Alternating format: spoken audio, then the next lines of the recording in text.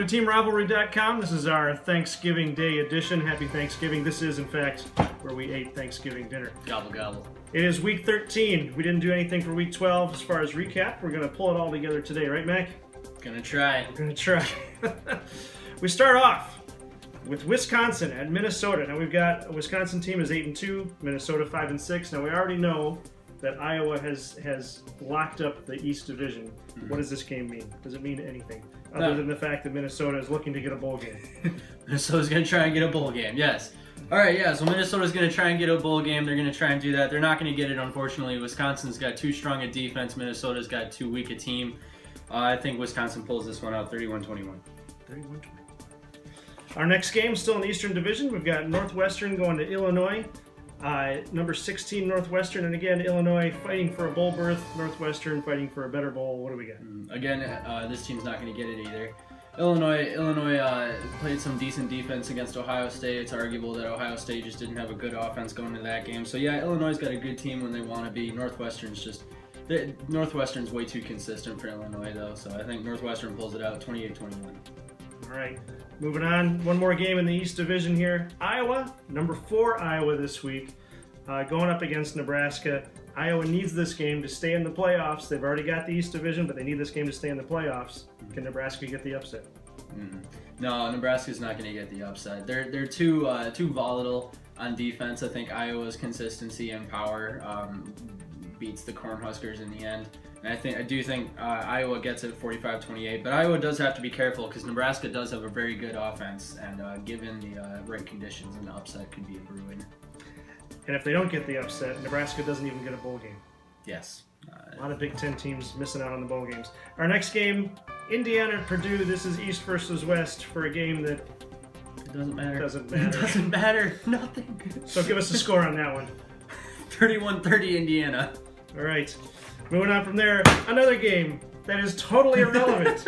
We've got a 2-9 Maryland going up against a 4-7 Rutgers. Neither of them get anything from this game, except one of them gets to go home and say, hey, we played a good game. Yes. Fortunately for Rutgers, they'll get to go home from this game saying that they beat Maryland, but great. Give us the score. I got Rutgers 42-28. All right. Moving over to the West Division. Okay, so this is going to be a big game. We've got Ohio State going up against Michigan. This is where things get a little tricky now. If Ohio State wins, they need Michigan State to lose in order to get to the Big Ten Championship and possibly get back into the CFP, into the playoffs. Michigan needs to beat Ohio State and see Michigan State lose, and then they take the Big Ten. Or they don't take the Big Ten, but they at least go to the championship game. What do you see in this game? This is going to be fun. This is where Rudock really needs to be under control. This is where the offense, Michigan's offense, really needs to understand what they're doing in a big, close game like this. Michigan does have maturity in this type of environment now. They've got a couple of close games on the road, one at home against Michigan State. So I do think Michigan can do it.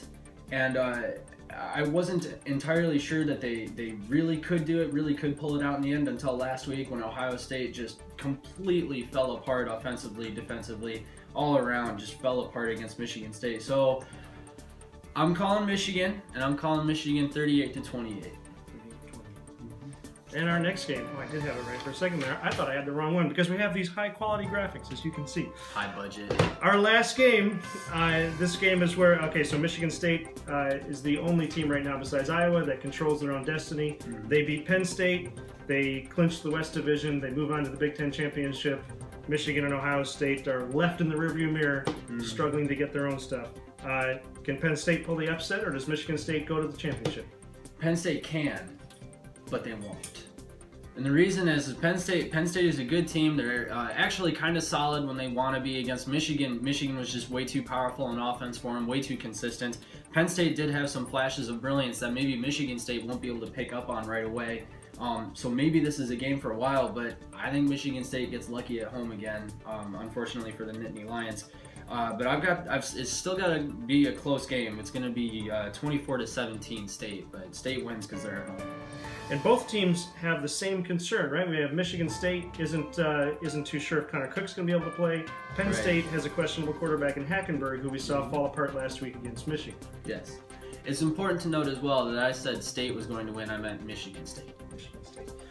And that is going to do it for Week 13. We got to see how all this shakes out on Saturday. Happy Thanksgiving, everybody, and we'll see you at the game. Gobble, gobble. We're going to wait for our camera operator to come back over here and push the button. Interns.